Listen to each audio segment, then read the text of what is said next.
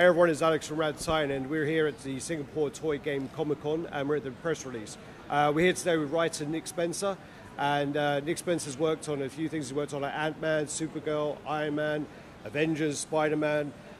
Also, one of the ones I looked into was you worked on Fear Itself with Ariel Olivetti. I actually met him probably about a month ago. Nice. Awesome. Really, really friendly. I spoke with him in London, and yeah, Fantastic. Really had a lot of time. So I just want to go into the questions you probably get asked all the time. That's all right. So I mean, what got you started in writing comics? My first books were with Image Shadowline. I did a book called Existence 2.0. I had been a lifelong comic books reader and was just had always been kind of writing for myself and just writing for fun, and kind of got to a point where I said, well, maybe I should send this off, see how it does. So thankfully, Jim Valentino and Chris Simon at Image Shadowline liked what I was doing, and we did a few more books there, and then started doing some work at DC, and then at Marvel. So, I mean, you worked everywhere, haven't you? I mean, Image is a great place to start as well. Really, Image are like really, really. I mean, they've always been great, but then they've started to really expand lately. It's really exploded. You've got like Walking Dead. Yep. Yeah, just everything. Walking Dead, Saga, a lot of great books. Yeah, Really awesome. What was your favorite comics as you were growing up, though? Oh, I had so many. I was a big Justice League International. I was a big Incredible Hulk guy. I was a big X books. Yeah. All the X-Men books, X Factor. I was a big Spider-Man guy, big Captain America guy. I really read everything as a kid. So like I said, they were a part of my life from a pretty early age. My dad was a reader, so he got me into them. And so I consumed them vigorously all through my childhood. And I mean, I'd say you worked with some huge names. You worked with some great artists all over the place. But who is this kind of dream artist that you haven't worked with that you'd like to?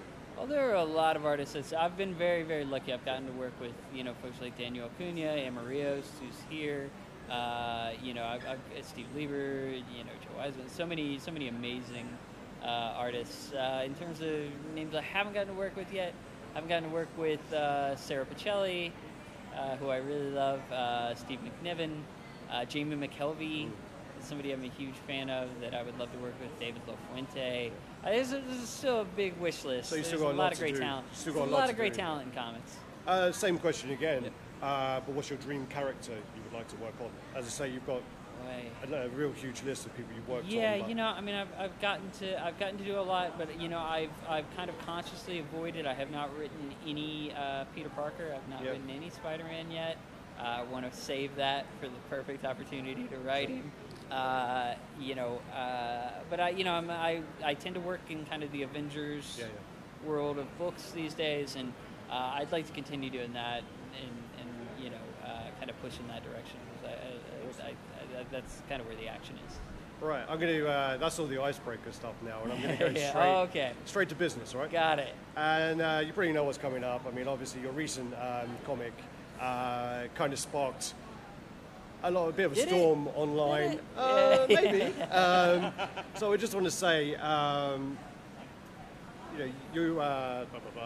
with Captain America, he has all these like classic themes. He's always a goody, and you obviously then went and made him very dark. There's kidnap, Eric Selby. There's murder of his new partner. You totally made him. Switched him around like a yin and yang switch round. So, what made you?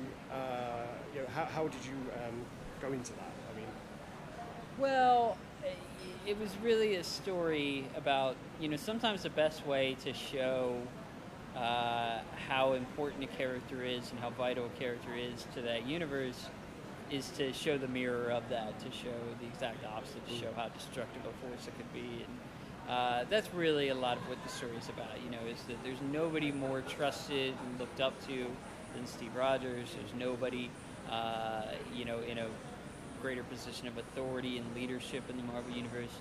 And so doing a story where people have put all of that trust into somebody who clearly shouldn't have it, there's just a lot of great conflict in that. There's a lot of fun to be had with it as an idea. I mean, as you know, the ending of that, you knew that it was going to be the Hell Hydra. So I mean, Right. just to clear that up if anyone's watching. Right, So, I mean, spoiler. But did you expect as much backlash? I mean, you must have known. We that there expected were gonna be some. backlash. Yeah. To say as much, I think, is the trickier part, because we what I would say is,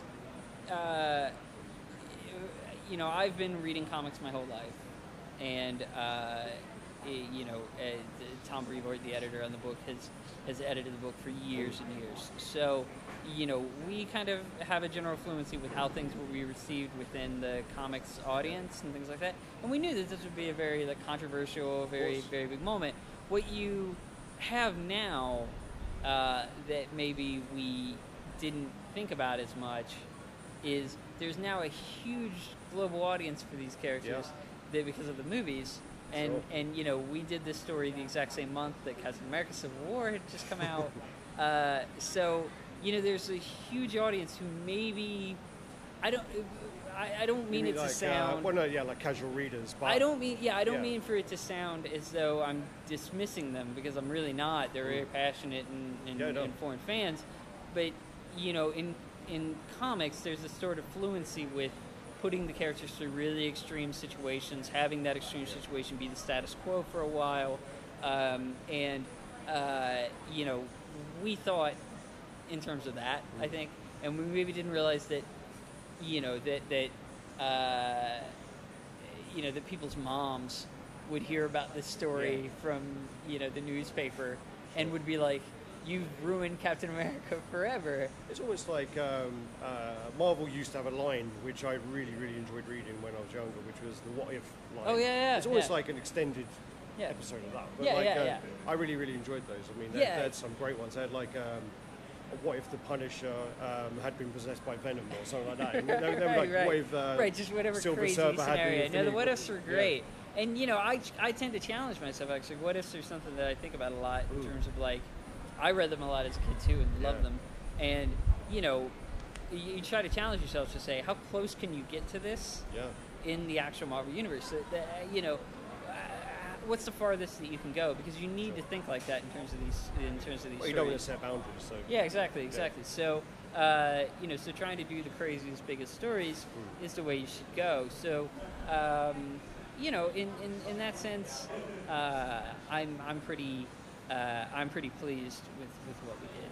I mean, is there part of you that kind of regrets writing that part of the story? Because obviously there's been some pretty horrible. I mean, like I would say there was even people saying they're never going to read the comic again. There's people saying there might have even been rumors of death threats. I don't know, but it got quite extreme. And, it did. I mean, it's think caused you to move over here to Singapore to do this convention. You know? Right. You have to get away from it all. Right, and just flee the country. I saw your protection over there as well. No, joking. No, you're right though that look, we kind of live in a time of a lot of change in terms of how people interact with art and with creative work. That you know, that now because of social media, we get a lot more feedback than we ever have in the past, and it's so easy to send that feedback. Like it's just so, you didn't like a story. It's just so easy. But then it's also for people then to say something negative just to get provoked. It's just sort of, you know, it used to be, you know, I was actually just talking to someone here just earlier about, it used to be that comics had like a letters page, and if you wanted to complain, you had to write a letter, and you had to you know, this is before computers really, so you had to you know, type it out or handwrite it, then you had to, you know, put it in an envelope, put a stamp on it, take it out to the mailbox, mail it. You just had to do all these things that would stop the average person from being like, do I care enough to do all these things? Now it's just it's just so easy to write, you are the worst writer ever. And you know, so you have to keep in mind, you know, the ease of that you can't automatically assume that people are putting a lot of thought into the things that they're writing, that they're really considering that an actual human being is going to be reading them. They're just mad they read something. They also they'll look into it and they'll be a bit like, yeah, you know, this guy's well known. Doesn't say anything. You just said show me a blank screen. Sorry. Basically, I mean, I spoke to Ariel Olivetti the other day. We did a little video. Unfortunately, I didn't have my microphone, so it came up terrible. But he thanked. Okay. He sent me like a message on. You know, I tagged. Sorry, I didn't even tag him to it. I posted it on YouTube, and he got a comment saying thank you. And it's just like, wow, he just Well, that's what people think like, that. Yeah, people think that we like, I don't know, we're on like a private boat somewhere, and like your like, assistant is going to just that I have like an assistant that goes around reading it, and you're like, that's not, but that's not even the reality for like, I can do that same thing where you just like, there's no way that super famous person is Googling themselves all the time or whatever, but a lot of times they are because we're human beings and people, of course, and so we're all kind of learning that as we go on both sides of the equation, and it's really fun. I mean, there were things at the heat of it that I spoke up about because I know that there are a lot of writers that when they've gotten into situations like this, it's really messed them up. It's really and I tend to be the kind of person that can find the silver lining in it, can kind of enjoy it and feed off it a little more. I mean, on a lower scale, I've had people like not quite death threats, but like threaten to do something physical because I've given something a bad review, and it's a bit like they own it, and they're like, yeah, you're saying that this is shit, but I've just paid loads of money for this, and it's like, well, that's my opinion. I'm entitled to my opinion. Yeah, of course. No. We're gonna have to tie it up there. Sorry, of course. Pressure to leave. It's complicated stuff, but I enjoy interacting with fans. I enjoy interacting with readers, and most of it has been a lot of fun for me. Well, they put you where you are. Well, exactly. So, well, I'd like to thank you for your time, and thank you very much. Thanks we'll so wrap it much. up there. Thank you very much, guys, for watching, and keep an eye on the channel. Big thank you to Nick and to the organisers. So, thanks, guys.